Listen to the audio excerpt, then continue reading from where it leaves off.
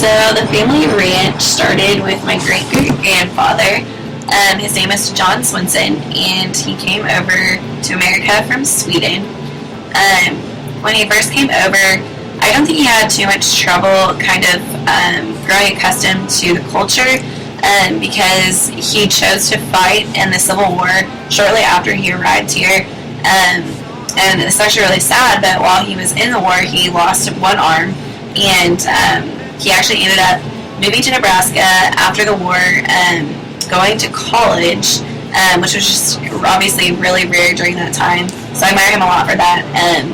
But he got a degree to teach and was like a superintendent for a couple of years.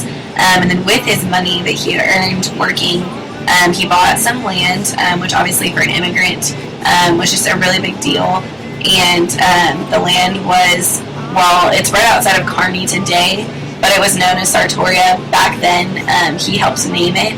And it was a big deal because the railroad was supposed to be going through that area and actually ended up going like 10 miles away from Sartoria. So eventually, like 20 years later, I think it became kind of like a ghost town. But obviously, he continued to just buy more and more land. And now my family owns about 2,400 acres.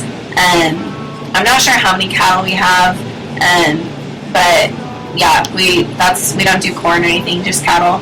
And growing up, it's just been really special to me.